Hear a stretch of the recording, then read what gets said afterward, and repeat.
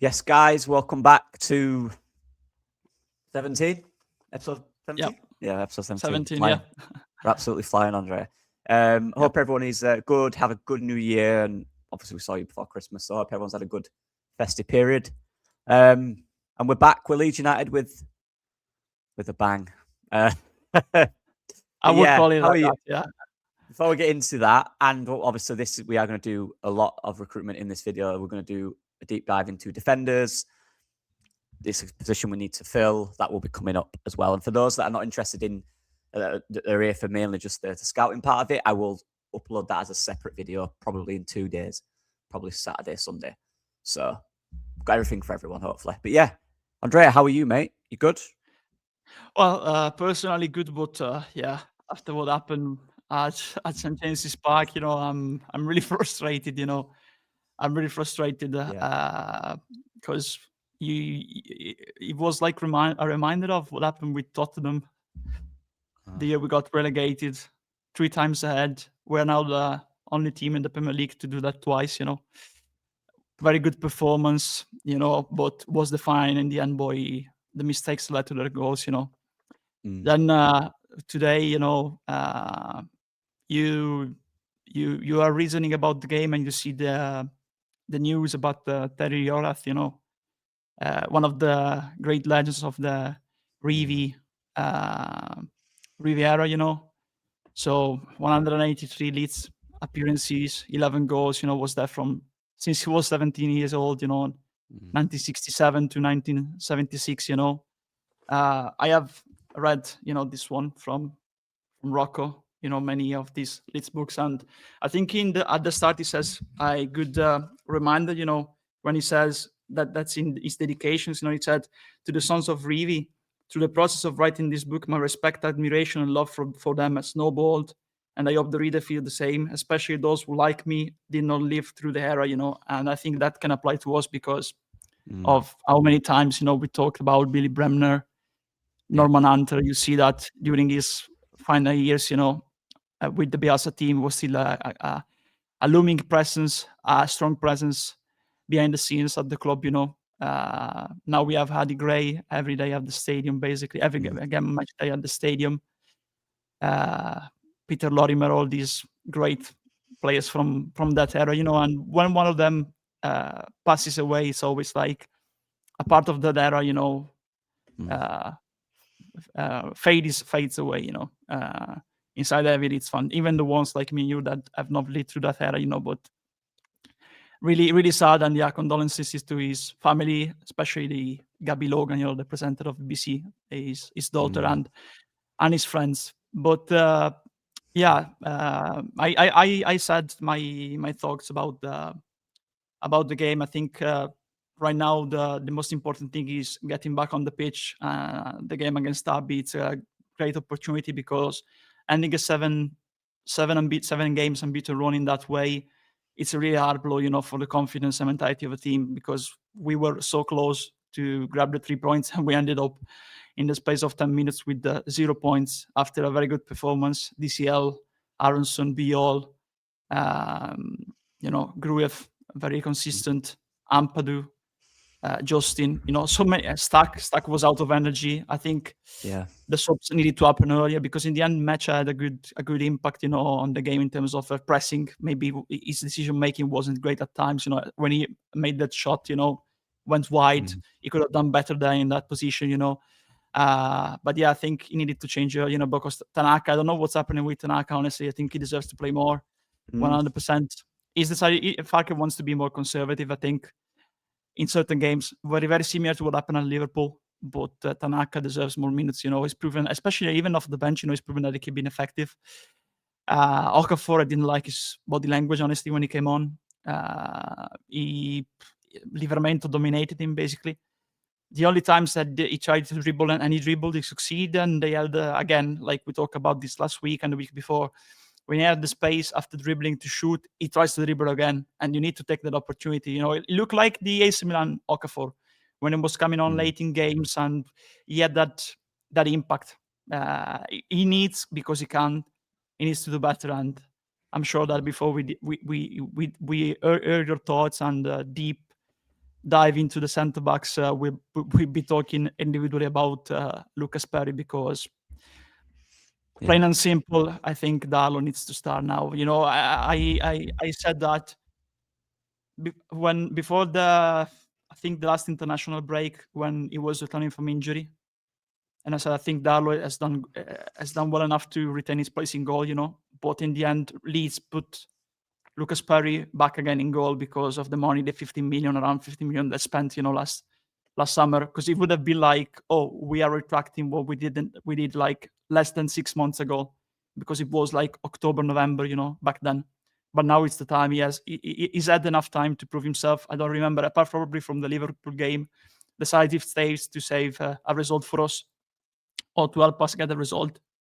Now it's the third mistake, significant mistake, because even his body language, is the way he's vocal, the way he talks too much inside the box.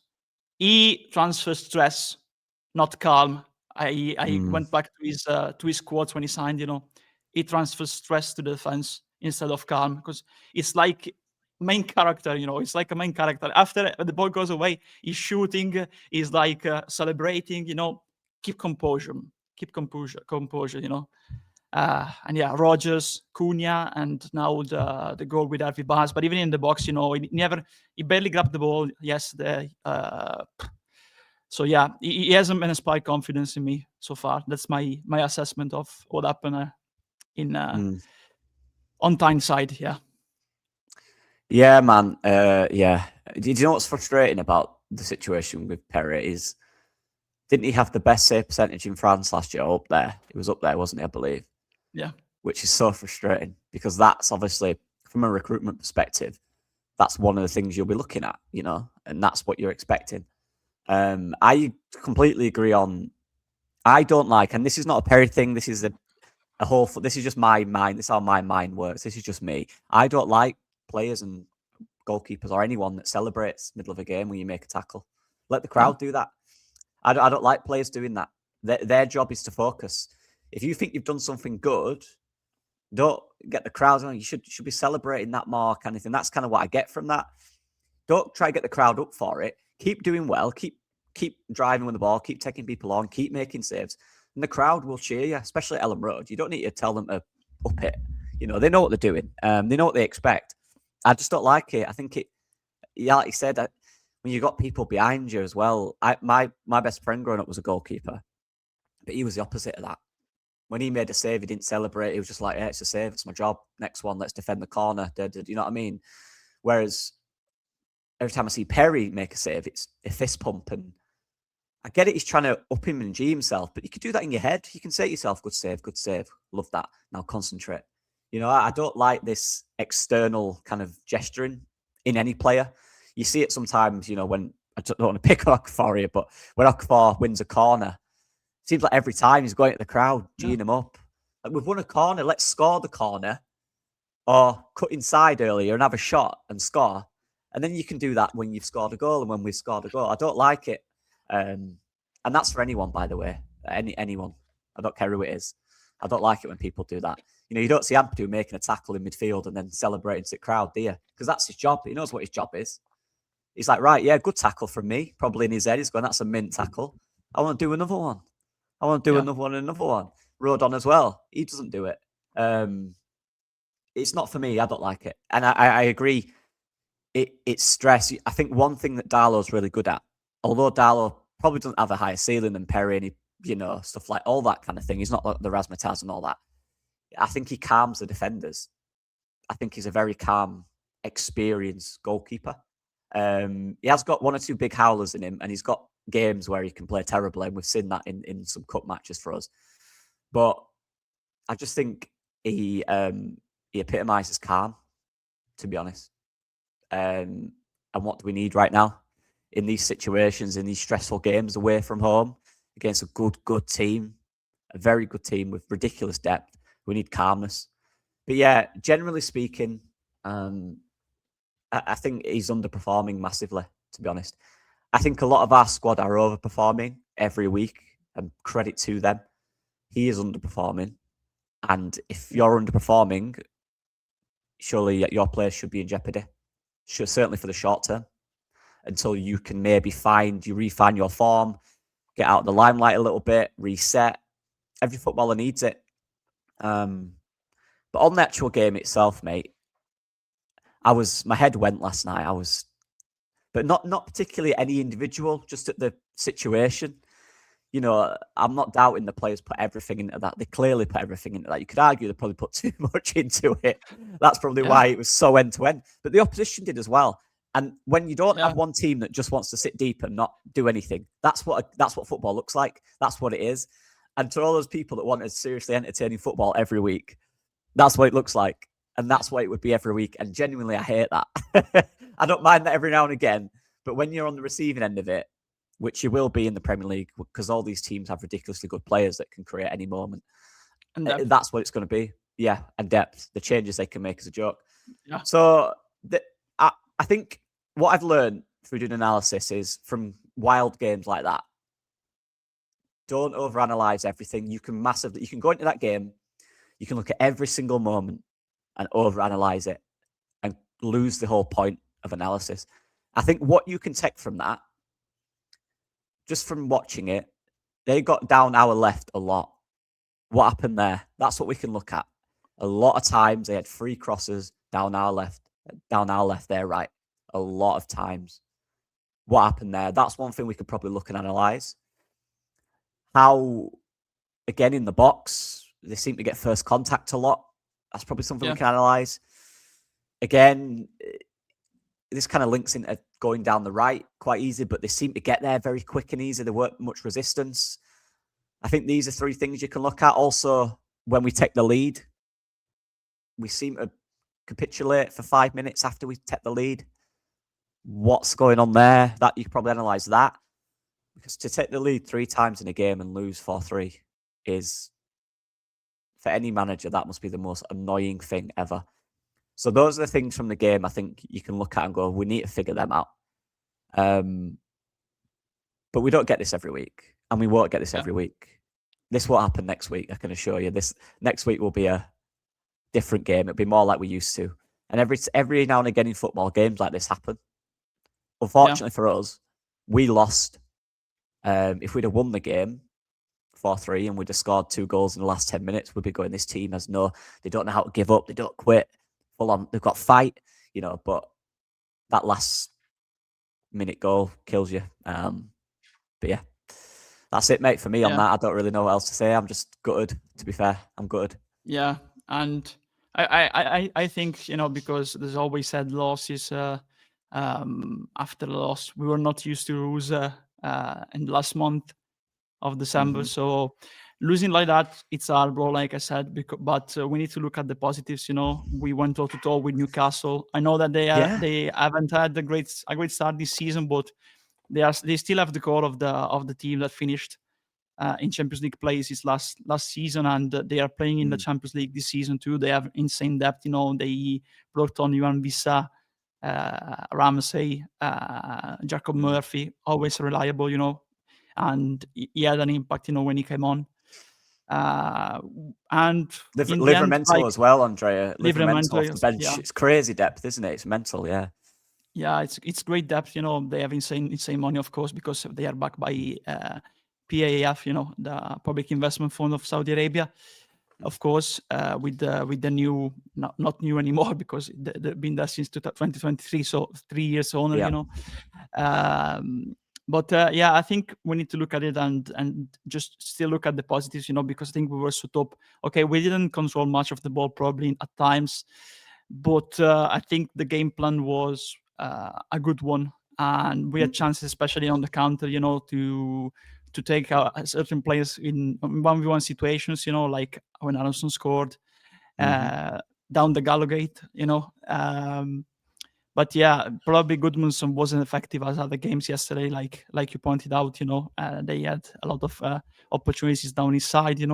Justin had to play more conservative. Stack was more conservative, but I think we were more conservative. But at times we capitalized with the first line of pressing, causing them, like Chao made some key mistakes we almost scored with Mecha, when they tried to make another mistake. So mistakes were made defensively on both sides. Eventually, we made one more than them.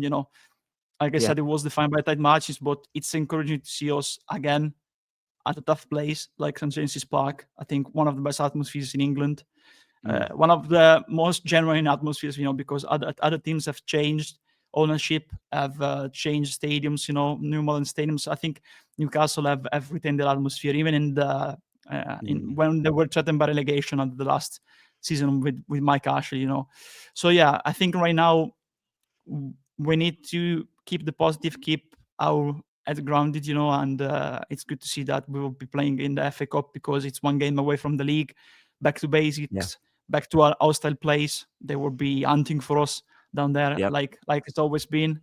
And after that, let's get back to the basics and start again like we never lost against Newcastle, against Fulham, because we are still on a good trajectory.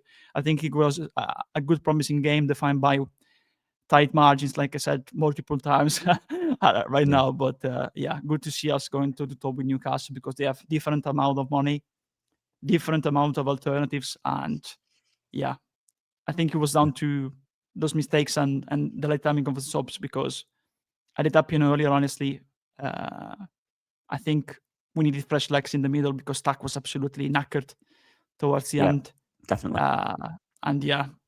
But it was still a bold performance, like the Italian commentator said, so I'm not really worried, honestly. I think my only concern is, okay, let's not get affected because we still had a good game. We didn't turn into losers overnight, because the reactions in the Leeds fan base, when you win heroes, everyone is a hero, and when you lose, there's this constant pessimism, it's this pessimistic view, and it's still optimistic, it still needs to be optimistic because we did very well in the game, but there were some situations that caused us to lose, honestly. And that one that you mentioned, we weren't focused because we were knackered, we were tired in the final stages of the game, and Perri was like a picture that we saw on Twitter. It was when they were throwing the ball inside, he was giving instruction on the other side. He needs to be more focused, like you said. I completely agree with you, in that sense. Man. I'll stand by it. It's gutting. It is gutting because, like you said, I'm not going to criticize, be overly critical of most of the players, because I just think they did put everything out there. We went toe to toe with a Champions League team. The depth they have is probably one of the best in the Premier League, but maybe 2 or 3 other teams. Really good team. Like you said, a proper atmosphere. That's probably how teams feel coming away at Ellen Road, how we felt last night. You could tell. Every decision, every tackle was roared. It was cheered, every attack, throw-in. And that's what we like to see in English football. I'm not going to complain about that too much. You lose them sometimes. We've won a lot of them at home this year, games like that. And we need to keep doing that. You have to take confidence from this. I think it is a game you can take confidence from. There's issues that you need to look at and analyse, but you can look at that game and go, they're one of the best. I know the form's not been unreal this season, but they're one of the best teams in the Premier League. They could beat anyone on their day. And look what we did. We were very good in that game. We're a good team. That's what we've always said this, Andrea. I think we're a good team. We just need more, because they were tiring. Goodmanson as well. Like, I felt for him because he always had an overload down that side every time. And it's tiring him out. He's always thinking about the defensive work. He can't get forward as much. Looking at Calvert-Lewin as well, putting a lot of work, a lot of goals for him. It's tiring midfield. We've got a long staff back now, which is excellent. That's really good news. That'll help a lot. But the manager as well, he's got to rotate them. He's got to give them the rest. Rodon as well. Just come back from injury really quick. I just want to talk about him. There's nothing more I like in football, mate, than a player that is proving everyone wrong. I absolutely love it. And I've always had a soft spot for Aaronson, simply because, a lot of people are just interested in the player's weight. As someone who was very, very small and still is very small, playing football growing up, everyone was interested in my weight kind of thing. So it's like, well, we playing rugby here, we're playing football. You don't need to be heavy. And he showed why you don't need to be heavy, because if you can use this in a game. You don't need anything. Look at Sergio Busquets and Iniesta, these players. They were big, they were tiny, they had no muscle, compared to most, but they used their head. And that's what Aaronson's been doing recently. And it's so good to see. My biggest concern with Aaronson always was just the calmness in decision-making on the ball. That was it. And I think that affected his attacking the game a lot. I've always liked his movement. I think his movement's always been really, really good in terms of off the ball, the pockets he picks up, his understanding of where the space is going to be, where he needs to be. He's always had that. He's very elusive. But what we saw yesterday is the second he was at the edge of that box, you can see in his head, he's thinking, I want to shoot in the next 2 or 3 touches here. Yeah. He's not thinking about, who can I pass to? Oh, what do I do? He was in front of that goal and he went, right, 1 touch, 2 touch, can I shoot? And he got 2 goals from doing that. Yeah, exactly. Got the ball, 5 seconds, no longer, I want to shoot. That's exactly what we need him to do. Because that's the type of player we miss, by the way. We miss that profile. Now, him doing that, the question is, can he consistently do that now? Because that kind of, if he can consistently pick the ball up in them pockets, be a serious, genuine threat at the edge of the box and score goals like that on a consistent basis, that's saving, we can maybe focus on another position urgently in the window if we have to. Because if he can consistently perform at that level, that's a player that's showing people that I can do this. He's showing the manager I can do this. But having said that, I don't know. I don't know having said that. I don't know what I was going to say. No, honestly, I'm very happy. I'm very happy for Aaronson, because I think it didn't work in a 4-3-3. I criticize him because I said I don't see him in a 4-3-3, but in this formation, people say, "Oh, he's playing as a number 8." No, he's not playing as a number 8. You see that he's playing as a number 8 on paper when you see the lineups on paper, when you get the team sheets, or on TV, but his positioning, if you see, is never as a 8. Basically, he's an advanced attacking midfielder.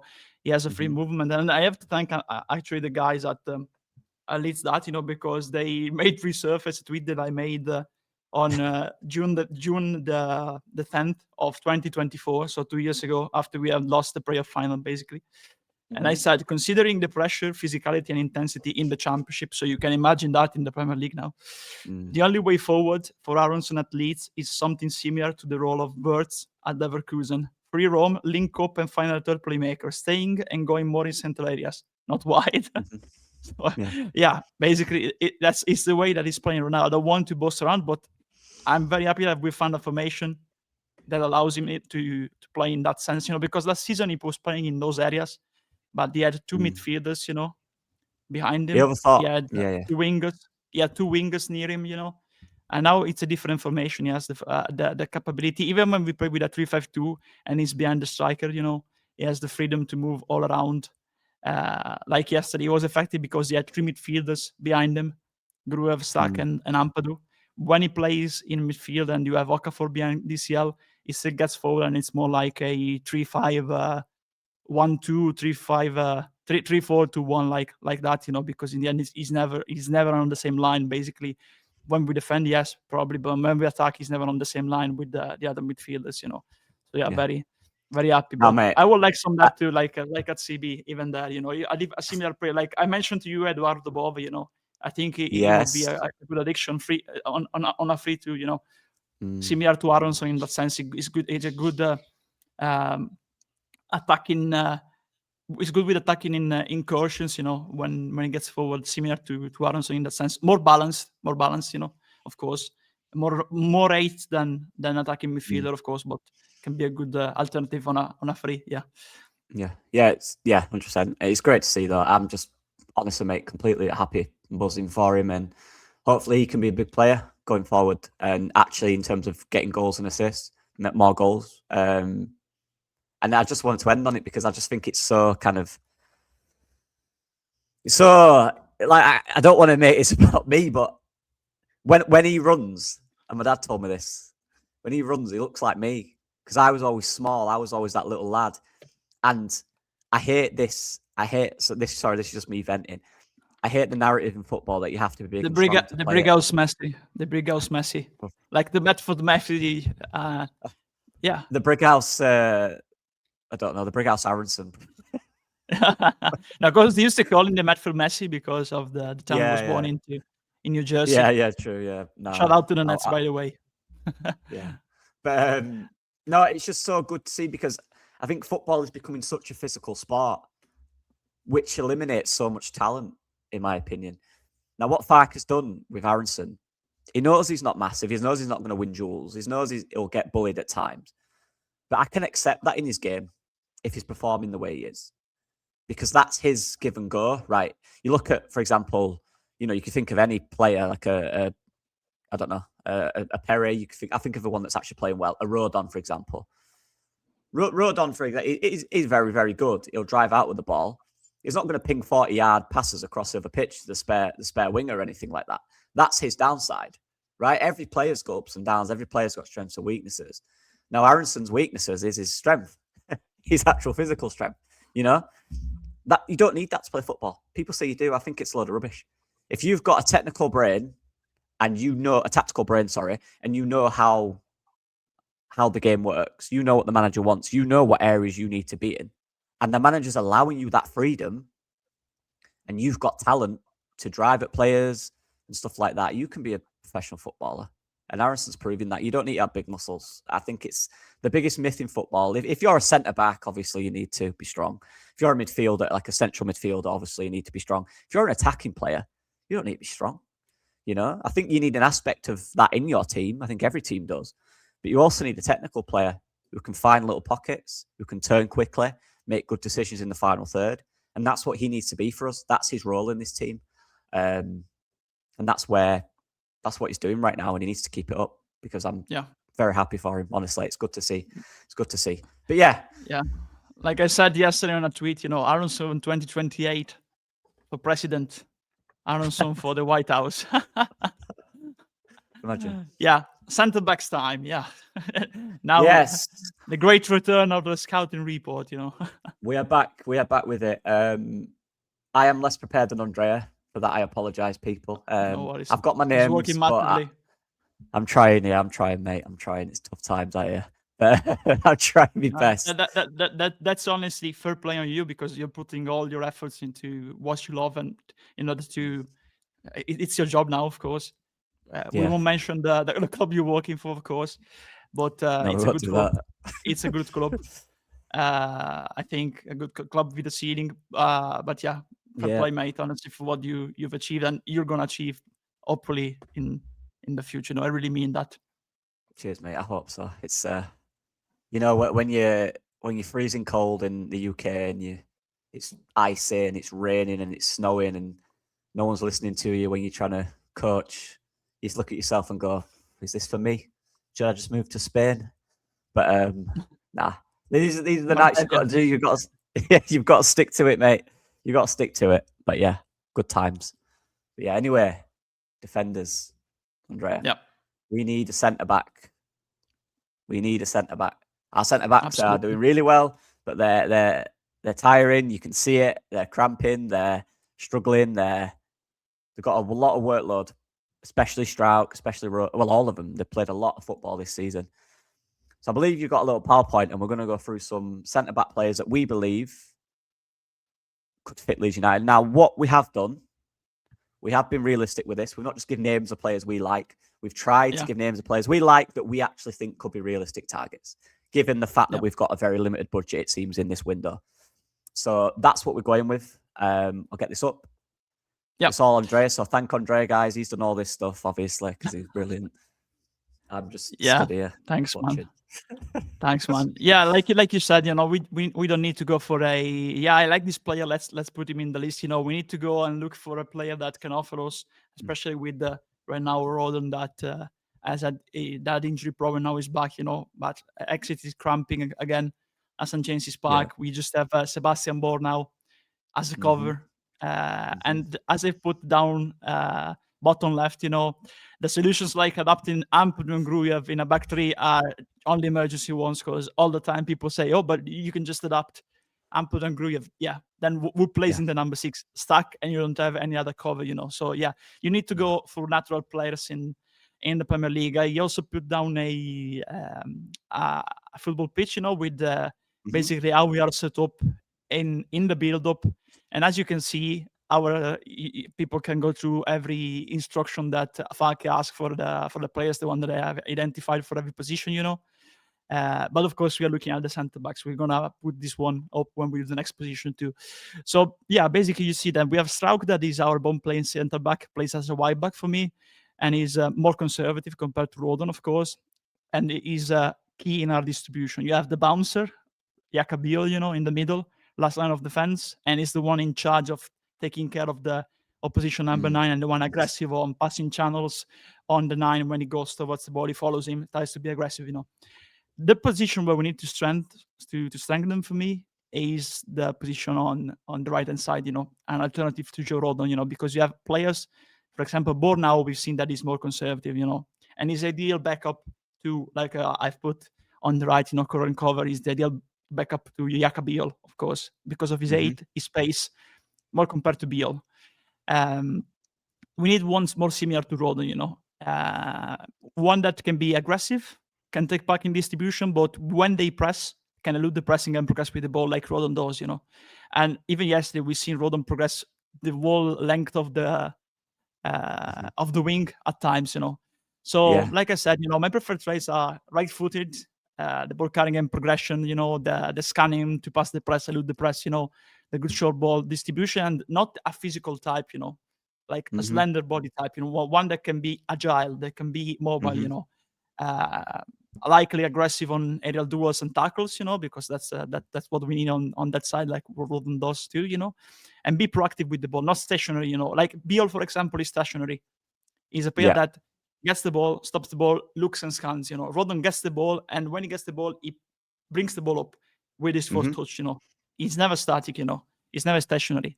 Long ball to the 9 and adaptability also to a back 4, ideally, Not every player that I have identified is the same, of course. I tried to look for 2 different profiles, a more physical one, more conservative one, and more attacking one that can contribute and be more agile. Just to say as well, I'll have to clarify this.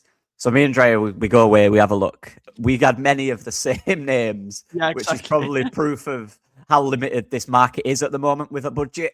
So a lot of these players, and we'll say who they are, who we both had. It's But anyway, sorry, mate. I just want to get that in there. No, don't worry. Don't worry, because I'm sure that now that we start and going straight away, for the first one, I'm sure that you will jump on with the ones that we have shared, So first one I've identified, it's Thomas Christensen, Danish center back. He used to play with Yakabil at Udinese. It was a back 3, so used to that. On the left, Umar Soleh. In the middle, Yakabil, and on the right, Thomas Christensen. So a physical player, aggressive, good progression with the ball. He is good to throw a long ball into space. Usually aerial duels, and can play on the other side too. Can play also left center back. These are my looking through my notes. These are my pros. My cons, my contraries are that he prefers compared to Rodon. He prefers more the long ball compared to progression with the ball, and needs space. To progress, because otherwise, if he doesn't have space, when he's getting the ball, he launches it towards the winger usually. So that's my first one. As you can see, it's a young center back, 23 years old, tall, physical, of course. Plays in a 3-5-2 at Udinese. And now, just for this one, I'm going to specify. You have his career on the left, his movement with all the fees that were paid, to get him. His transfer history on the right. You have the appearances of this season and the goals scored and the assists of this season. So I will go very quickly because I know that Locky also needs to go to work, like we just mentioned, that he's working very hard. So and I go very quickly to the players because like I said, many of them share the same traits, because we identified the traits that we are looking for in the first slide. So second one, as you can see, looking at the chart, shout out to FBRF, by the way. You have the progressive carries standing out, the take-ons, and the progressive passes, in this case, stand out for him. As you can see, plays in a back 3. In this case, Bertola, Cabasele, and Christensen, and that's his heat map, So I don't want to lean very massively because I think sometimes you just need to be very clear and direct, So these were straight what we are looking at. So, and if you want to say something, Locky, of course, don't be afraid to jump on and interject. Yeah, I don't know much about Christensen, to be fair. So this one's all you, mate. I think I would have watched him when I watched Biol when we were signing Biol last year, but consciously I've not sat and watched him, so I can't really add much, to be fair. No worries. The only link credible, because I also watched the credible links, was with AC Milan monitoring him September, October, So actually, Mike says, yeah. Valued at 9 million, do you reckon you could get him from around that, or would he be more, do you think? I think it would be around 12, 13 right now. I think around what we spent for Biol, so a sensible, deal, because the centre backs I've seen listed at 30 millions, weaker than this one, for example. So it's a mad market, honestly. So staying in Italy, because I've divided them into every nation, we have a loan option basically, or at least was an loan option, because he played against Lecce because they have an injury crisis at Roma, and it's Daniele Ghilardi. Of course, they acquired him for 7.5 million at the start of the season, with an obligation to buy, basically, to be activated in February, like I pointed out, So Roma, because he's not playing much, like he shows, he just had 39 minutes of football before he played against Lecce, because I made this graphic on the 6th of January, so he played the day after, So it would have been good for him to get the loan move, But in order to do that, because it's a mandatory option to buy, Roma would have had to exercise that earlier, of course, because they would have exercised that anyway in a month, in the space of a month. So they won't have exercised that and loan him out, But he started to play now in this one because they have an injury crisis. But when the players like Indica at AFCON and the other ones, injured will return, he will get back to the bench probably.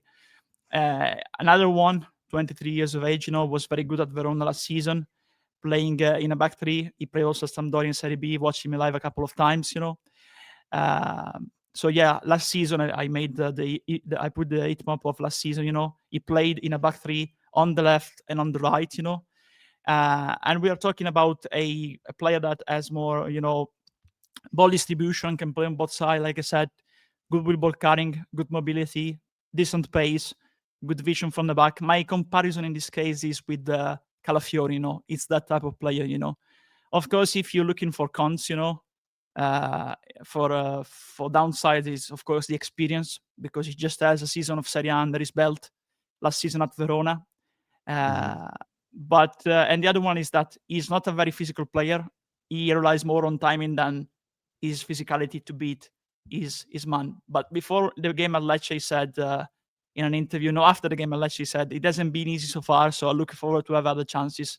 I don't know. Maybe Roma will look to bring in another centre back, because he barely played before the game against Lecce, so he might go out on loan, and that could be a good option, Want me to continue? You want to do one of yours? Yeah, continue, mate. I don't know much about this guy. I'm learning. The next one, another one, Leo Ostigard, already played in the UK with, of course, at Brighton and Coventry, and I think Stoke City.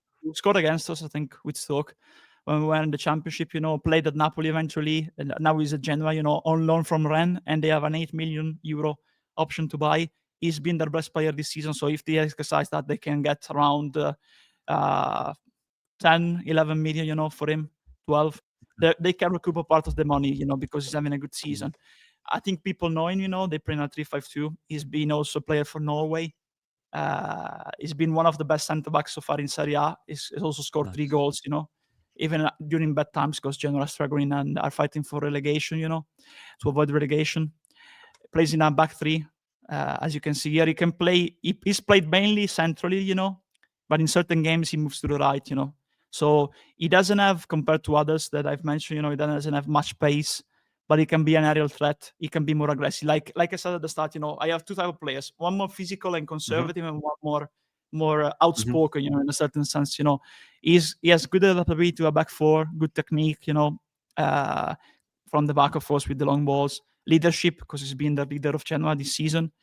Of course, the downsides are that he has a limited pace compared to the ones that we've seen before. I call that heavy steps, And he has a tendency when he's playing central, to be stationary.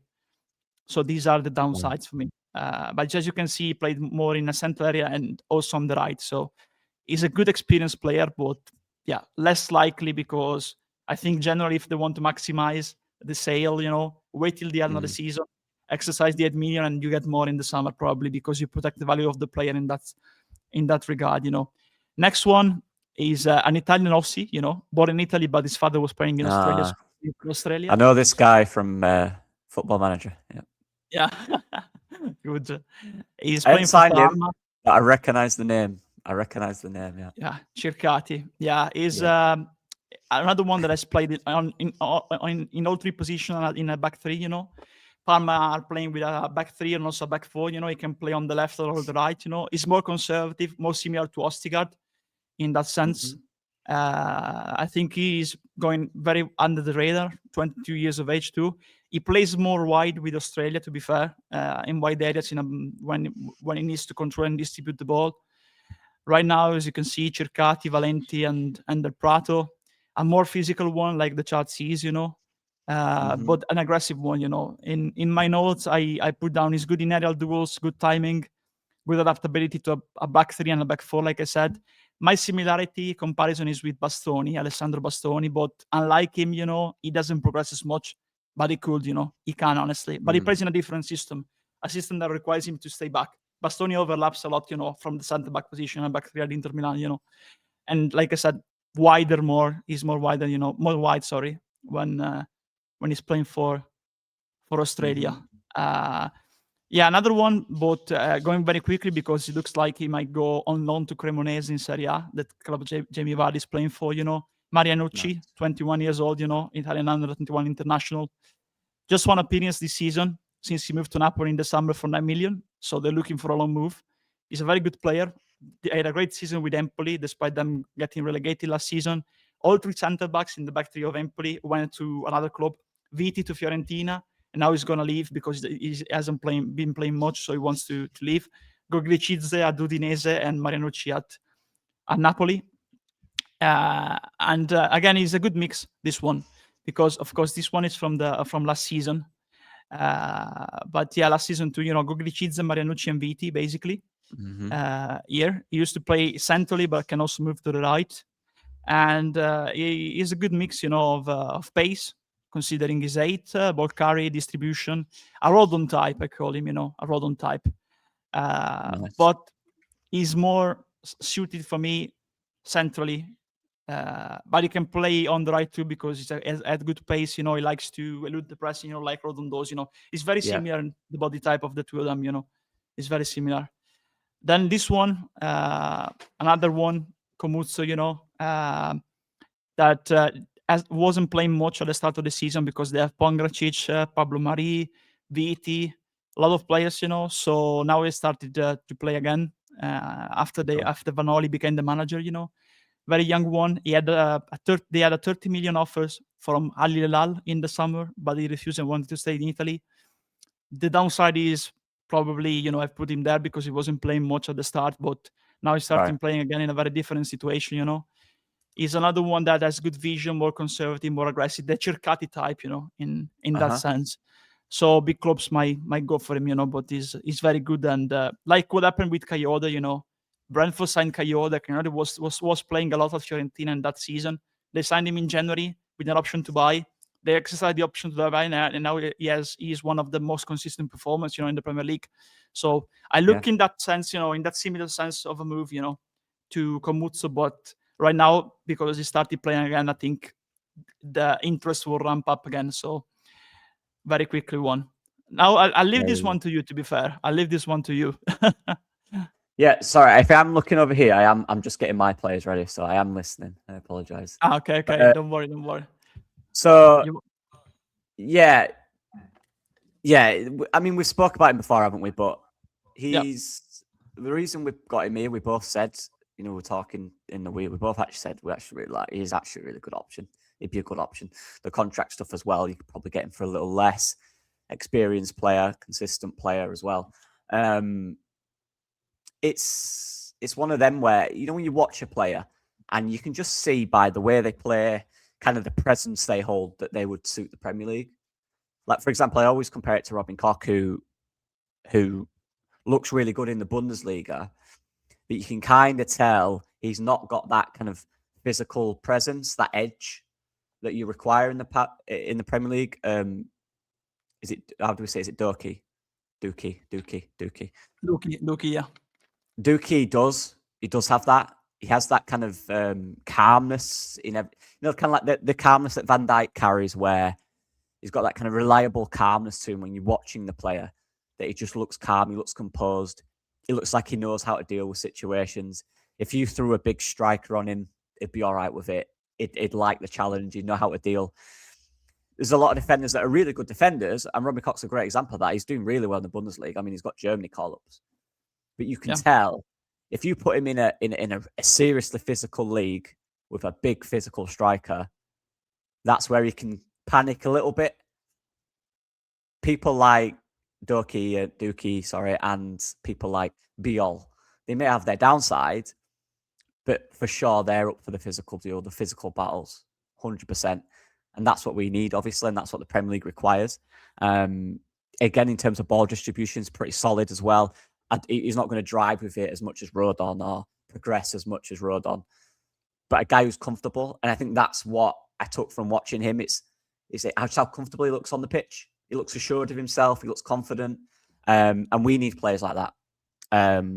So yeah, he'd be a really good player for me as well, coming off with a few months left on his contract, in a position we need at that right side. He doesn't give you what Rodon gives you, but what he gives you would be consistency, physical presence, you know, decent timing of tackles, really good, jumping, all this stuff, all the kind of mental aspect of the game as well, which help, you know, the timing of the tackles, the mentality would be really good. He's not going to get the ball, run past 3 or 4 players and overlap Jadon Bogle like Rodon does.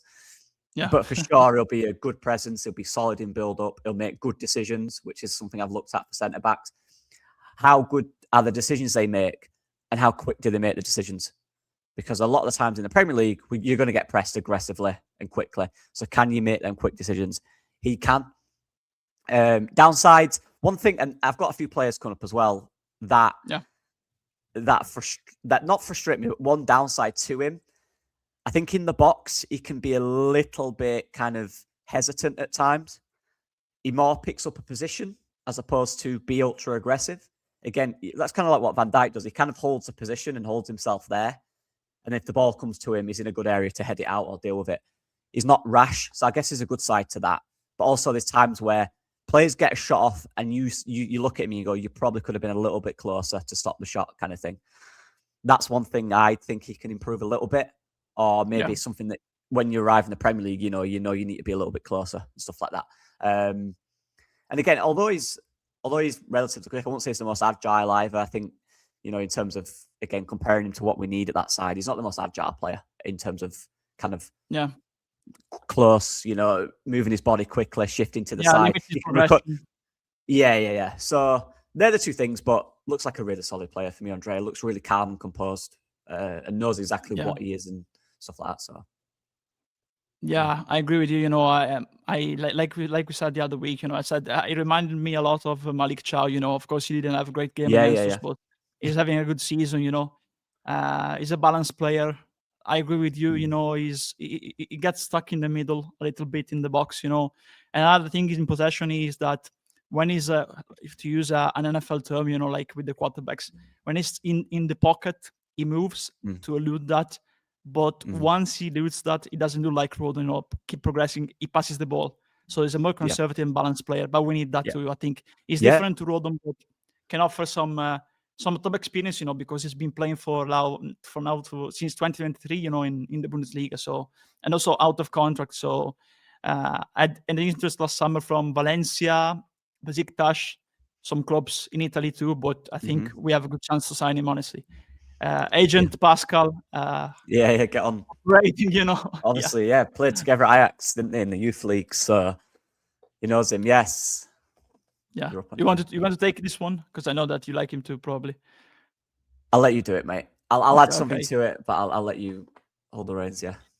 Yeah, I think this player, at 19 years of age, of course, born in Germany, Young, but yeah. plays for the US, because that there are a lot of players in the past that were born, in Germany because of American personnel, there. So like Fabian Johnson, for example, John Brooks, these kind of players.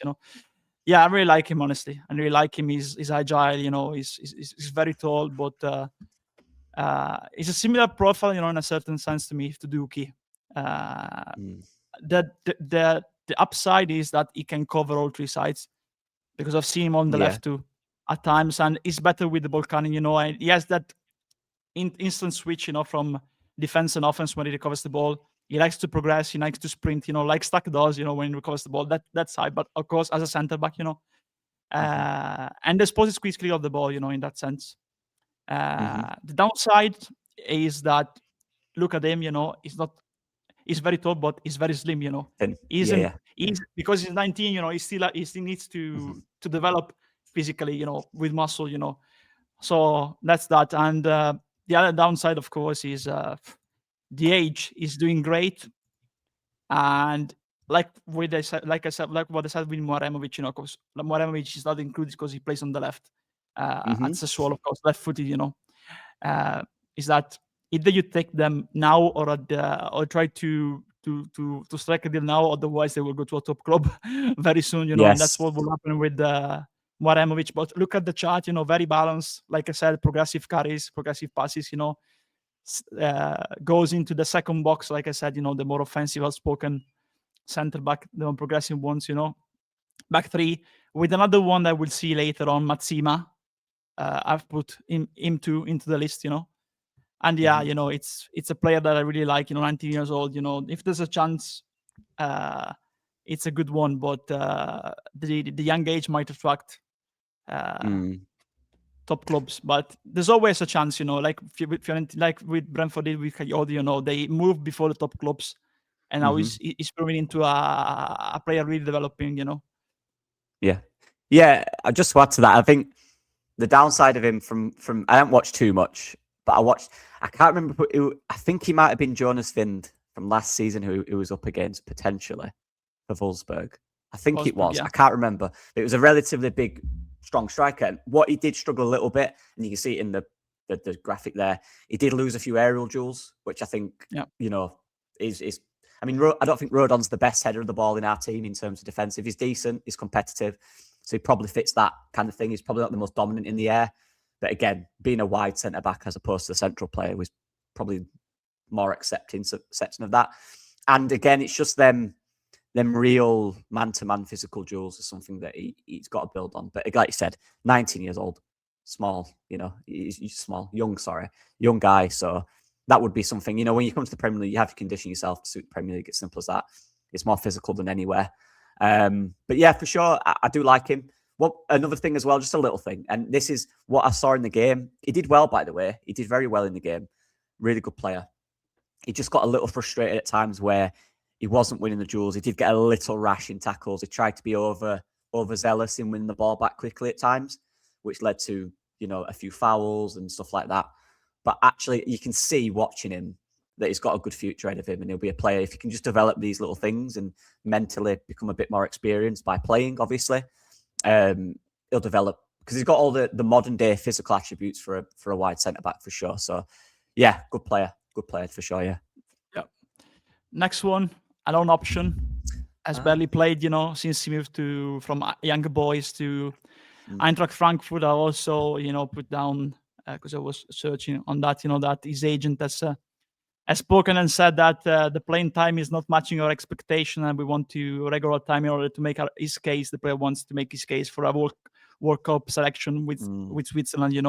Last summer he was about to move to Torino, didn't materialize. They are still interested, and it's been linked recently with Roma and Nice in France, because of course Elie Wahi from Eintracht Frankfurt has moved to Nice. But yeah, I compare him to. You remember it was for a lot of years, at PSG, Kimpembe. that type Yes. of player. Physical, not very fast, you know. That's what I was going to say. Yeah, it's quite Because slow. yeah, exactly. His main trait is physicality, physical duels, and long balls. You know, if he has pace, he carries it, but then stops at a certain point, like Pascal does, for example, and disposes of the ball. You know, that category. You know, of course, the downside is the lack of consistent playing time since he moved to the Bundesliga.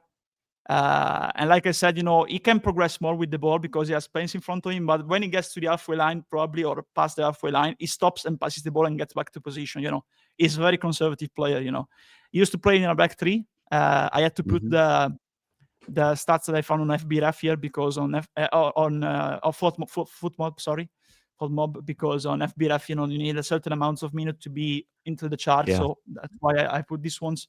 But yeah, alone option. You know, then. The next one, I'll leave the mic to you, Locky, for this one. Yeah, Moritz Jenz. Jenz, it's pronounced Jenz, isn't it?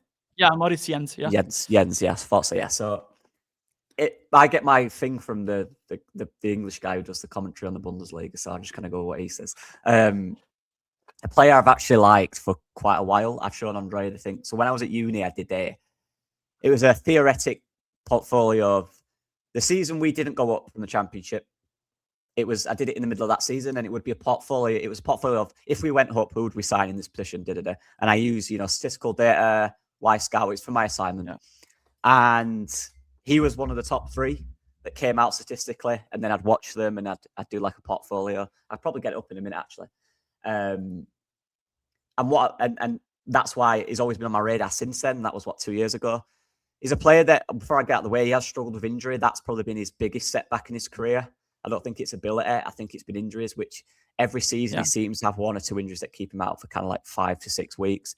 So that's been a struggle. But again, looking at what we require at centre-back and why I like this guy, very kind of reliable, calm, collected, a leader as well, for what it's worth. You know, a guy who does speak, he communicates well. He's always moving. He's always communicating with his teammates.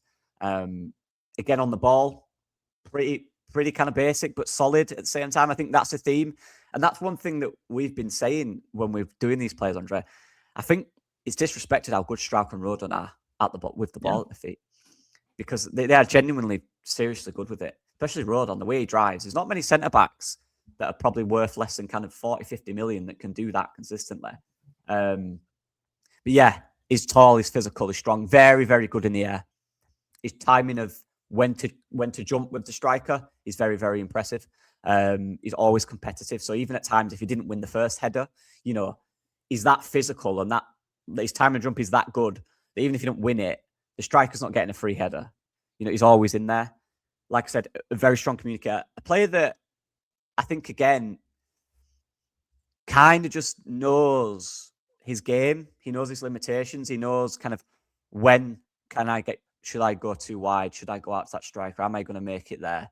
He knows when to stick in position, when to go. Works really well in a back 3. And I actually think he could work in a back 2 as well. What I like about him as well, I've watched him a few times because I acted for uni. He's literally played across any back 3. He's played in the centre, which I think he could be quite good at because he's aerially dominant. He loves a physical duel as well. Similar to Biol in that sense, loves a physical duel. Yeah, at Celtic, I remember. Yeah, and again, can play on the right because he's decent on the ball. He can progress a little bit if he has to. Experience now as well. He's played for a lot of clubs, he's played a lot of football. The only issue for me, mate, the only actual real downside with him is his injuries. I think it's quite a lot, and they are consistent. Yeah, I just wanted to show. Yeah. Yeah, go on. Yeah, exactly. I just want to show this just for the people that might be interested. Let me just get it. Let me just find it. So I did this in 2023. I'll just get it up. Share screen. That one there. So this is it here. So this was the portfolio I did. So recruitment dossier, Leeds United, 24-25 Premier League plans. So forget all this. Look, you'll see the goalkeeper. He's doing quite well. Who'd have thought? Yeah. Yeah. So I went through all this.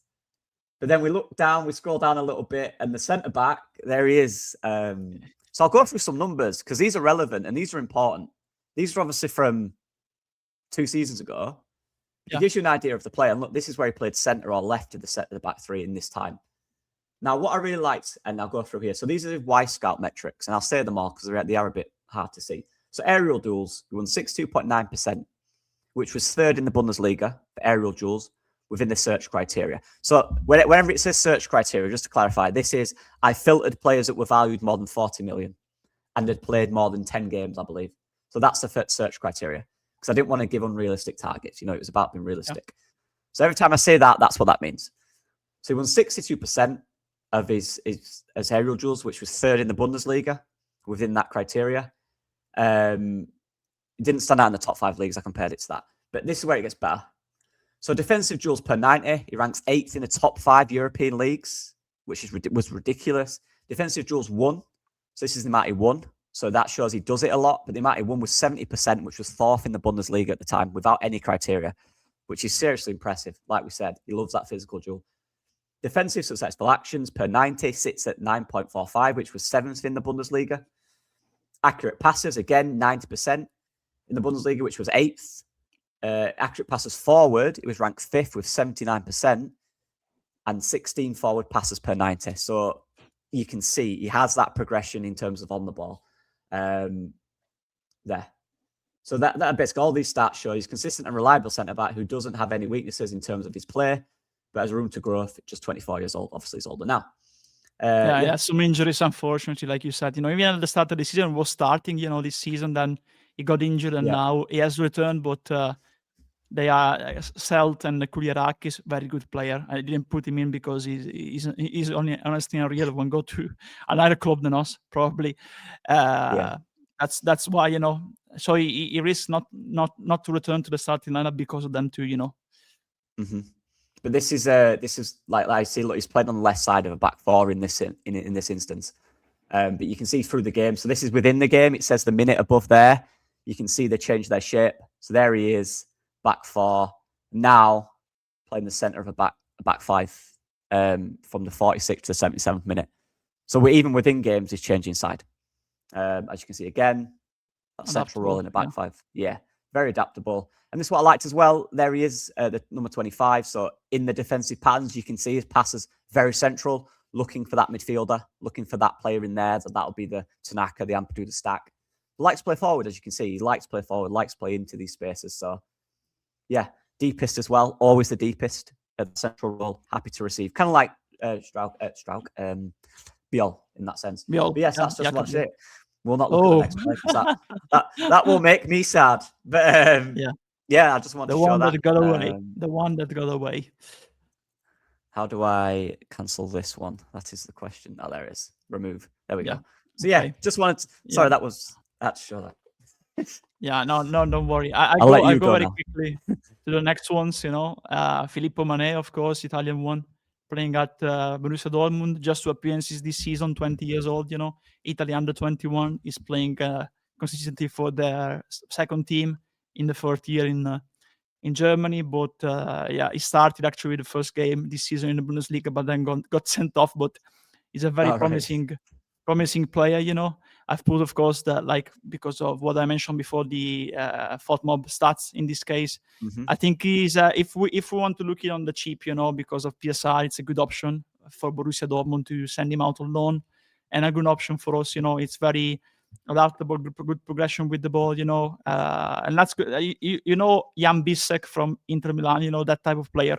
Yeah, and it's in his interest to go and play, because he has in front of him Valdemar Anton, Ansel Mino, Schlotterbeck, Schüle, and even Rierson and Emre Can can play there, So, of course, he still needs to develop.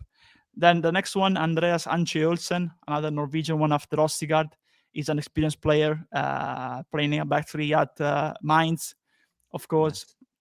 Playing also for Norway, and not a starter, of course, but he's one of the first backups alongside Ostigard, and another one that we'll see before we close this one, Again, we're talking about a player that is not the tallest one, compared to others, but he's very versatile. When he was playing with Stabæk in Norway, he was also playing at times as a right back,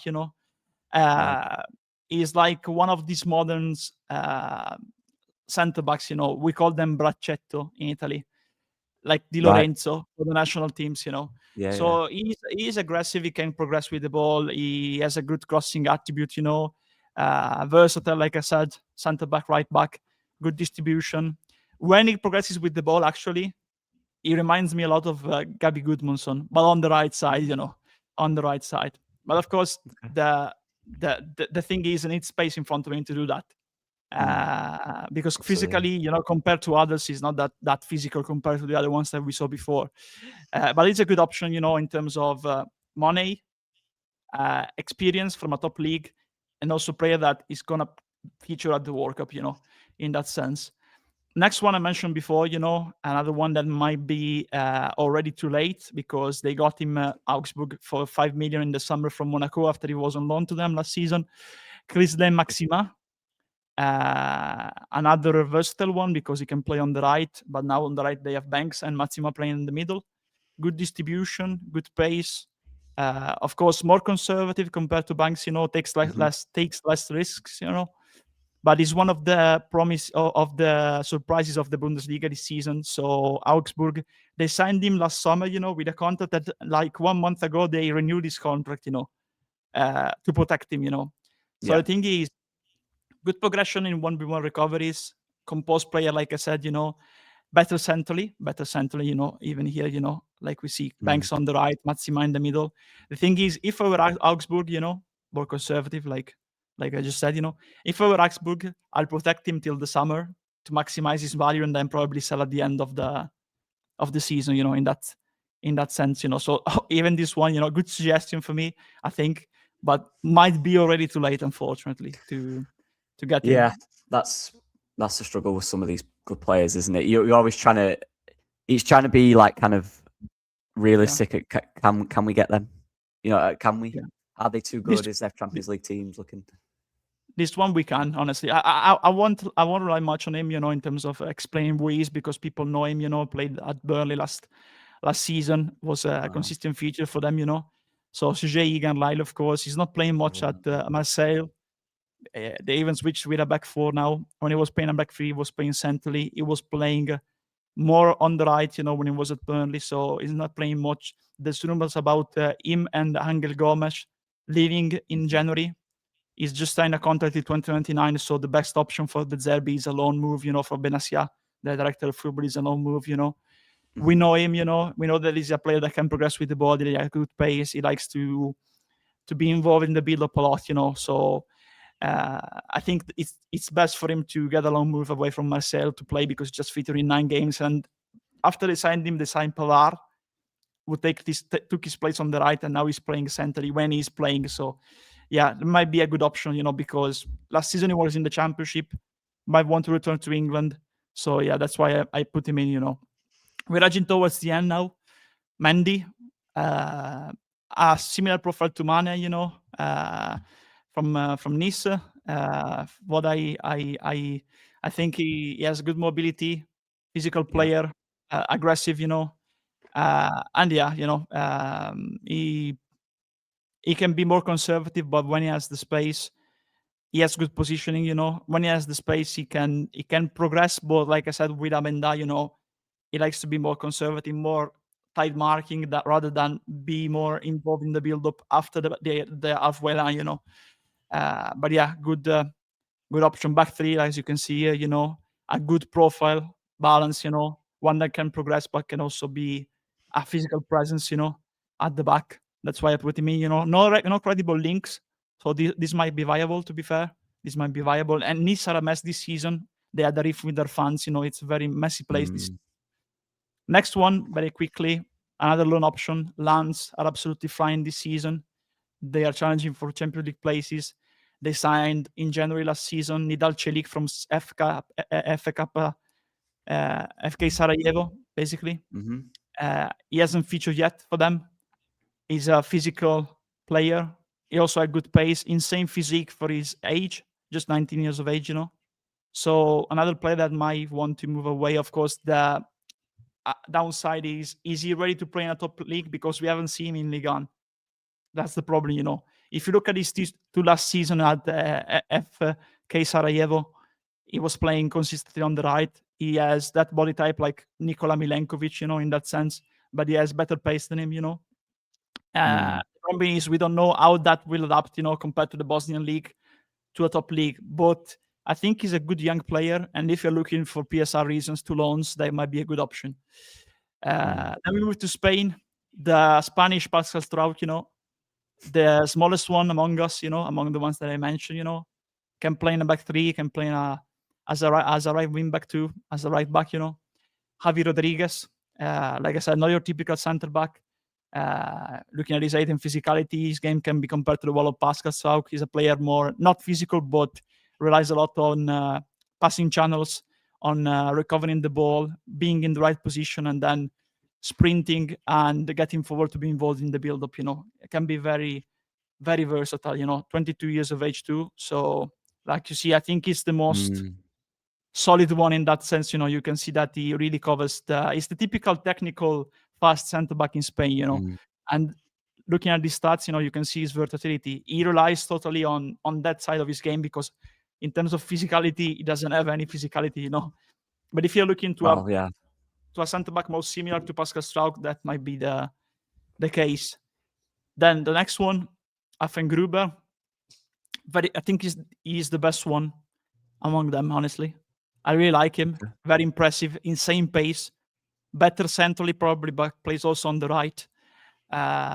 Participates a lot in the attack, Used to a back three. The problem is Man United are linked now, and reportedly Elche are asking now between 25 and 30 millions. So that's the problem, See how balance is not easy, Can play with choose to alternate in those two positions. So I won't tell a lot, about him because of the price tag. But if there's a chance, honestly, this will be my first pick, honestly. I think, Then Harwood-Bellis, we know him, conservative one. Southampton are not getting promoted. The only problem is that the value is 30 million, and they want heavy money for it to let him go, So that's my worry. But if you're looking into the Championship, it might be a good pick, another good balanced player, and used to English football. The final ones I mentioned, another Norwegian, Sondre Langas will be facing him, in the FA Cup. He moved last summer from Viking, Norwegian ones. No, if you're watching, I don't know the perfect pronunciation, Viking or Viking. Very versatile one for me. More conservative, of course, because of his height. Likes to stay back, like to be aggressive. But when he covers the ball, he sprints a lot. Of course, he cannot do that consistently like he did in the Tippe Liga and right now in England. But he has adapted pretty well to the Championship.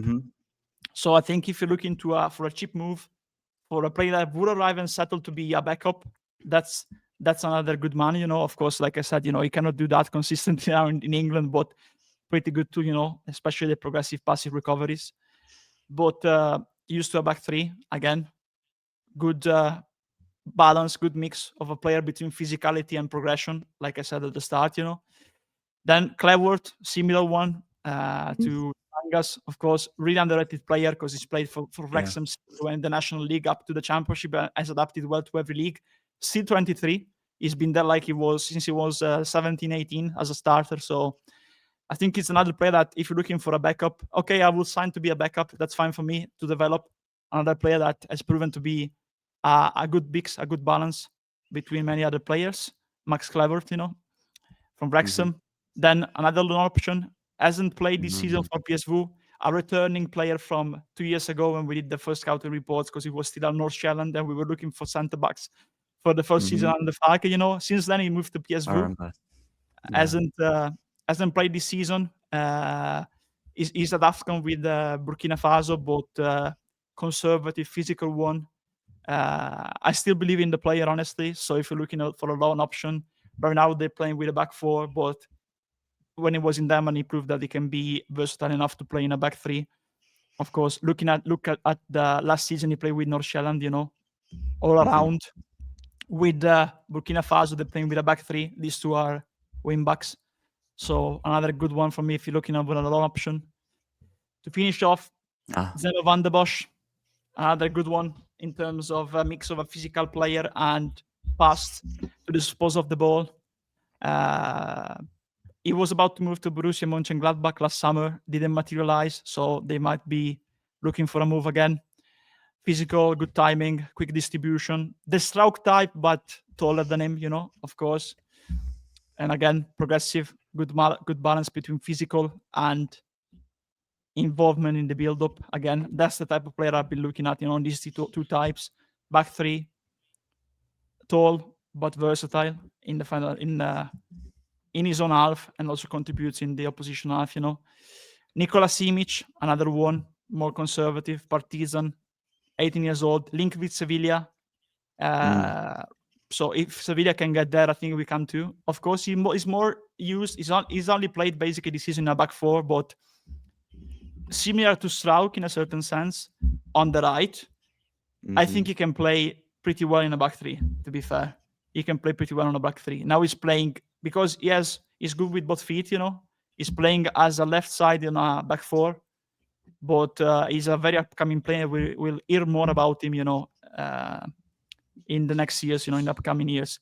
Final one, Ousmane Diao, Senegalese centre-back, similar to, for example, Noahkai Banks, to Mane, for example, Langas, that type of player, versatile one. The problem is that he's very slim. Again, he needs to be so muscle, In the Europa League, he's struggling in that sense, He can still value his physicality. He can move well in a pocket. He can be good on aerial threats, He has a good technique, but his offensive game can still improve, The other thing is that regarding Diao, is that Midtjylland are owned, I think, by Brentford too, by the Brentford owners. So I can see also a part there, But I want to put him there because he's been linked with Sevilla, Club Brugge, and Sporting Lisbon. Good pace, good reading of the game, good distribution. Needs to improve with the progression, but yeah, this was the final one on my part. Took a lot of work. Excellent. So happy. I hope it was appreciated. Try to go for specific characteristics and traits.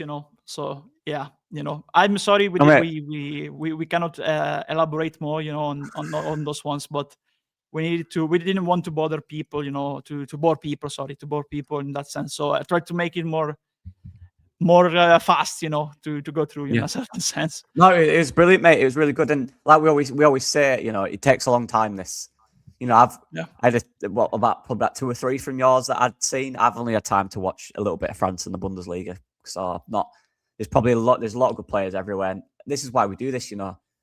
I advise you guys, some of they're interested, obviously, to go watch them. They go find some games and watch them, and look for yourself. Watch a random league. Have a look. See if there's any players in there. Even if you can only see highlights. You can watch a highlight and then look at a player and go, "Who's this?" and then do some research into the player and stuff like that. So it's good fun. I absolutely love it. You find gems. It is great. It's really good. That's what I love about scouting and recruitment. It's finding players to solve a solution in your team. Finding the piece of the jigsaw. It's so fun to me. I absolutely love it because it's not just about, we need a centre-back, just get anyone in. It's about, will he fit the league? Does he fit the system? Technically, tactically, mentality, physical, formation, instructions, personal traits. There's so many things that go into what makes a good player. So yeah, thanks, Andrea, for that. Obviously, a lot of hard work goes into this. So I massively appreciate it anyway. So especially the graphics, not just watching them. Yes, the graphics. The graphics are the worst. Yeah. So I've been lazy. I haven't done graphics, which I do apologize, people. I've just been a crazy few weeks to be. Again, looking through a lot of the leagues and looking through, we've already shown some Bundesliga teams and players we like. This one surprised me. I wasn't actually watching him. I can't remember who actually the player I'm going to show next is who I was watching. I watched the game together, and I realized, oh, that guy's pretty decent. So I had to look into him, who is, and this is what I mean. This is what the surprise happens sometimes. And as you can see, he's not valued at a lot. He's probably not, no one probably knows who he is. I didn't know who he was. Plays for Paris FC in Ligue 1, just been promoted, obviously. Played there last season and the season before. Came from, I think they signed him from Belgium, I believe. Red Bull too. Yeah. They have shares in the club. Yes, true. So a player that seriously impressed me, Andrea. And before I do that, I just want to talk about one thing before I talk about he's not played for Senegal yet. I believe he's played in, they kind of have some kind of trial games there, I believe that he's played in, but he's not actually represented them as a full international. But I think that could happen very soon, to be honest. I just want to show one thing, and it is his longevity. I mean, look at this. We're talking about a Joe Rodon replacement. Before we get into the profile of the player, just look at apart from one game, he's played every single minute, 90 minutes. But that was this season. We go last season. Again, got promoted with Paris FC. Again, let's look. Red card suspension, first game of the season. They're Rodon, basically. Yeah. I mean, he's not quite Rodon because he missed a game there. So, yeah. But the thing is, you can literally go back, and I did this the other day, and it's consistent. Look, just playing every single minute. You know? Brilliant. Longevity is so important. It is so important. It's an underrated thing for a team in the Premier League. Such a high physical demanding league. The reason the best centre-backs in the league have longevity, they don't get injured very much. They're robust. They can play 3 times a week in a physical games, you know? And clearly he can. Now, I'll talk about the actual player. It's about 1.92, but these are not always accurate. That's what I've been told by peers. They're not always accurate. I'd say he's around 6'3". Very slim build, but very limmy. When I say limmy, his limbs are very long, so he covers ground quite quickly. He can use his upper body quite well, even though he's not very strong. Do you know what? It's a very basic term, but it's actually something that I've been told by my bosses. It's very important. You know, limbs are, you can work with limbs, basically. Limbs kind of show the growth of a player, kind of thing. It's a strange thing in scouting. There's a lot of weird things like, this is a thing, by the way, I'll let people know very quickly. I know I'm blabbering on here.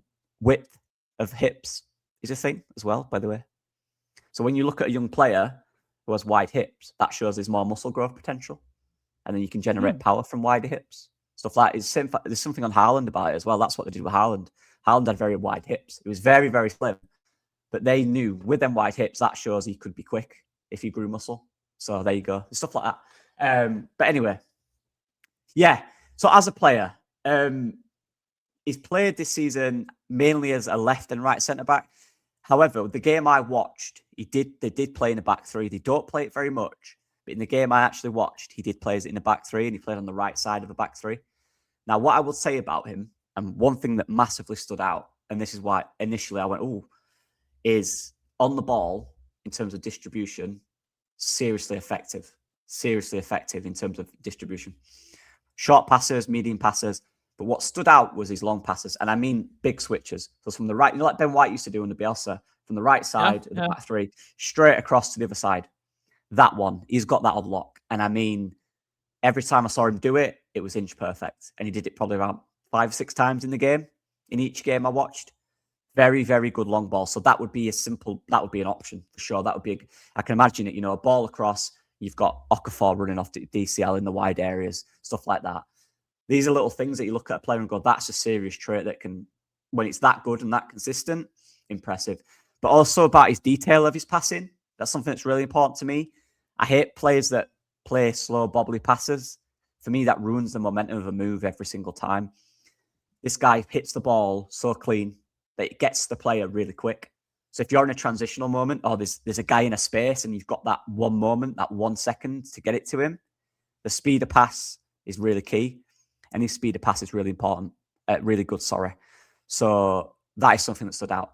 But also his decision-making, the speed of his decision-making. He's not someone that wants to take 5, 6, 7 touches, which does in turn mean he doesn't progress with it in terms of with the ball at his feet. He is quite static in that sense. He uses the ball, does the work. He isn't the one that's going to drive with it like Rodon does. He will get the ball, he'll look up, he'll play it within 3 or 4 seconds of receiving it almost every time. But his passing is very stable, it's very solid, and it's very reliable. So that's one thing I love about him. The downside and the thing that would worry me a little bit is, again, the strength. We mentioned some names before. For me, he's definitely the right side of a back 3, not the centre. He's not aggressive at all. Not at all, but he's not aggressive enough for me to be a central defender like Biol. He's not got that in him. He very much prefers positional being a strong position on the pitch as opposed to being aggressive towards a player. And I think if he was backed into by a big striker, aerially he's all right. He's not unbelievable. Probably similar to Rodon. Pretty solid, but not the best. But he's not physical in duels. But having said that, his timing of his actual tackles are very impressive. It's rare he gives fouls away. So, for example, when they played a back three, he spent a lot of time covering the fullback that got very high. Now, what he didn't do, he didn't go out to the fullback and make an aggressive tackle. But what he did do, he delayed the fullback. He delayed and delayed and delayed. Didn't allow the cross, he delayed. And that's one thing I liked about him. His actual mind, his understanding of when to do the tackle, when to, tackle the player. His timing is excellent. So very good kind of timing of tackle, really important. So those are little things that I liked about him. The kind of like Doekhi as well. In the box, he can be a little bit passive defending in the box. Again, he's not aggressive. So he'd rather block a shot than go to the attacker, if that makes sense, and try and tackle. He'd rather stand in front of it and try block it. He's also not the most agile in terms of running sideways. He's very much a good recovery runner. He'll run back really well. He's very quick. When he gets going, he can recover really well. But for me, it's just that kind of aggression side of it and that kind of get into the players in tight areas quickly that needs to improve. But one that I was very impressed with from what I saw. I just want to show one more slide as well. I remember you telling me about him. I like the player. He's someone that I didn't expect to show up, but I actually quite liked. These FB ref stats here, as you can see from defensive, the pass completion rate is a joke, and I just want to show 94%. This could go against what I said, by the way. Verified, I'm a human. That's nice. Human. I am human. So I said in the games I watched that his passes were decent. So let's have a look at his actual stats. So here's his passing. Look, right, as you can tell, right. I'm glad they did that. So look, you can go through them here. Completed 54 passes per game. Pass percentage completed 94%. And that's 92 of all passes.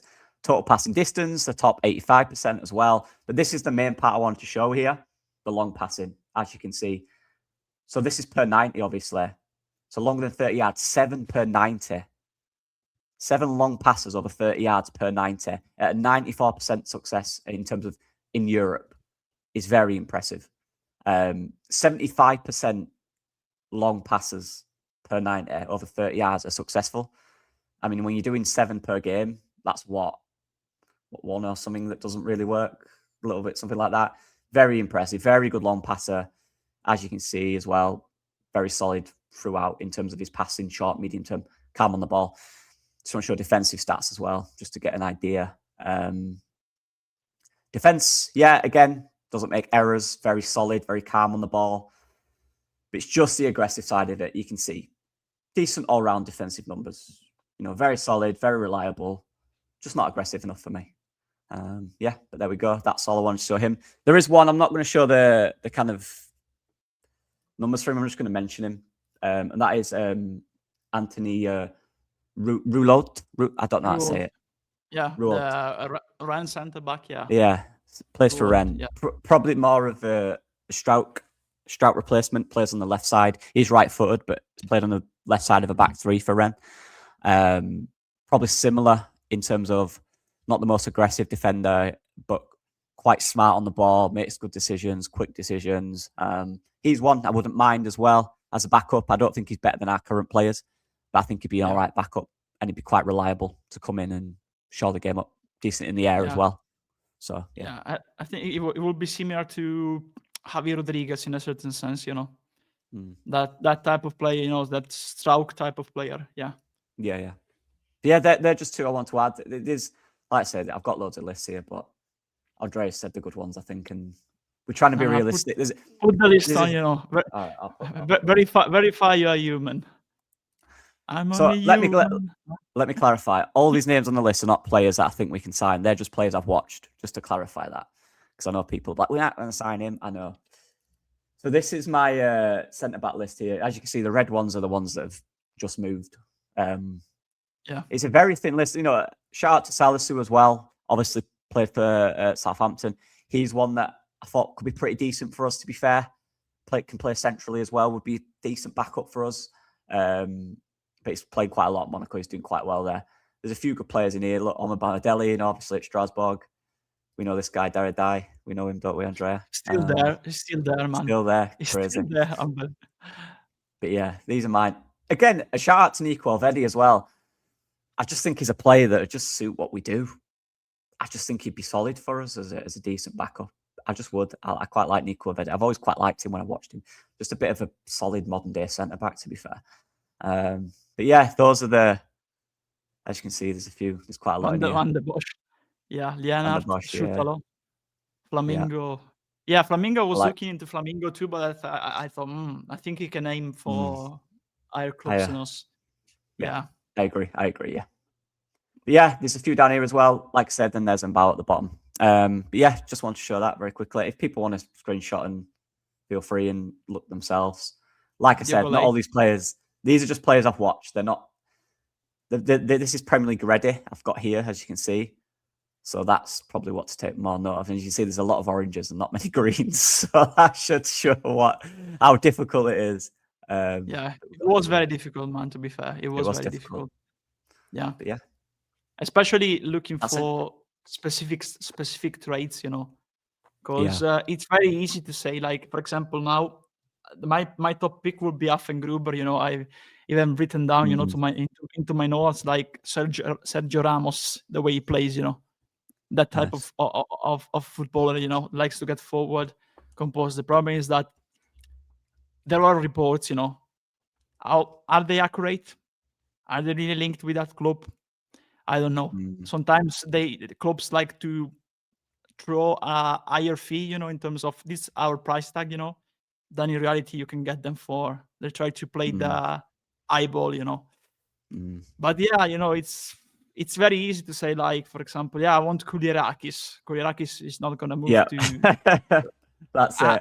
Another one, Achampong, Achampong. Yeah. I'm looking at Chelsea when they had Trevor Chalobah, who wasn't playing, and they wanted to send him out on loan. They sent him out on loan to Crystal Palace, not to a club fighting for relegation.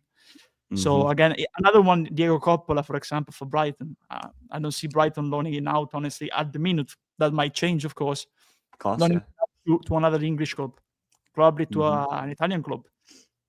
Yeah, it was very difficult to find the specific traits. So good luck to Adam Underwood and his team, But good luck. It's mandatory that we get another centre back in. Doekhi would be a great pick for me. If you manage to get Affengruber, I'll send you some pretzels from Austria up there in Locky, But the other ones, I think we made a good case for ourselves, in terms of trying to find the right one, all out for all just for love for Leeds, So yeah, man. We'll see if we get one. We'll be over the moon, in terms of Leeds will sign that one, like it happened with Rodon, Ampadu. Of course, they were already know at the time, but Ampadu was forgotten. Rodon was out of favor. Tanaka, you mentioned him 2 years before he signed. Yeah. So we have a pretty good track record. I really hope that record can be followed with the Troy Parrott, because 2 years ago we said, yes. Ex-Chelsea will be good for the championship. Now is as a Alkmaar, can be a good second. Mate, that's why the Pai Shao one gutted me, because that was the one, man. I remember saying to you guys in the chat, that's the one I want this summer. I want him before it was any links or anything. This was before the season ended. I went, if we go up, I want Pai Shao. I said it near the start of the season, I think, because I was watching Feyenoord. Yeah. I want this guy. This guy's good. And it was so close. But anyway, it is what it is. Yeah. But yeah, we try. We don't have the resources that obviously professional clubs have. We do our best. We watch as much as we can. We try and be realistic. We try. Sometimes there's players that you like, I just want to put in there just in case. But we do try to be realistic. But the conclusion that I got from this is there's good options out there, but our centre-backs are pretty decent. I like our centre-backs. Absolutely. We just need help back up. Players that can compete with them as well, obviously, not just back up to sit on the bench. Players that can come in and compete. But yeah. Anyway, all of these will be backups in my eyes. All the ones that we mentioned. Because they Rodon and Strauch, they are the starters, of course. Very good. Yeah. Some of them those who also adapt and play centrally might challenge Biol. But right now, you don't need to disrupt, the back three. You just need, because Bornau can be the cover for Biol. Biol is the other left-footed one. No, sorry, not left-footed one. I was meaning to say Pascal Struijk is the left-footed one. You have Biol in the middle. Bornau can play with Biol in that category, the pecking order. I think we need one more similar to Rodon, because, like I said, it's not likely, but in emergency you can switch. You can put Ampo the groove, but I don't want that to happen. Otherwise, you move to a back four in certain formation, and you have another player that can lap there, So these are the specific traits, in that certain sense. Yeah. Lovely stuff, right? I hope everyone enjoyed that. Thank you, Andrea, obviously, for the time you put in the graphics. Thank you, mate. Massive, and you too, man. Appreciate. Yeah, well, the time, not the graphics, but yeah, the time. Yeah. It took me 5 minutes while you were speaking. I know, man. I want to jump on this because otherwise people will say, "Oh, Andrea puts all the graphic, and Rocky did not put graphics." He's working for a club, lads. I'm working too, but honestly, doing those graphics, is because took a lot of my free time away, because remember for Locky now it's a job, but I work in the Italian judicial system apart from my punditry in sports media, but here in Italy. But yeah, I have basically 2 jobs, different ones, of course, but this is my free time basically. So that's why Locky actually was doing that for a club, so that's why you don't see the graphics of Locky here, but because these graphics are going to a club actually. That's why. The next time we do one of these, which will probably be in the next pod, to be fair, I'll try to get some graphics. All right, I will try it. But yeah, anyway, hope everyone enjoyed that. We said we'd bring it back. I know. Look, we don't rush these things. We take our time. It's the 8th now. We didn't want to put one out. We wanted to get it right. So we'll get one next week. We'll talk during the week what position we think we can do, and we'll have a look. But people I hope everyone. We're expecting that, I received some messages, about people. Nice. When you're doing the scout report, now the transfers happen. I know also that some journalists might be watching this one. So yeah, it's good to see a lot of following, and people expecting this format. It's good, it's fun for us to deep dive into that. I love it. Yeah. Deep dive, Apart from the graphics, that ain't fun. But anyway, right. I'll see everyone in a bit. Thank you for the support, and thank you, Leeds United, for putting me through the ringer last night, or whenever you're watching this, against Newcastle. So yeah, see you later. Bye-bye. Bye-bye.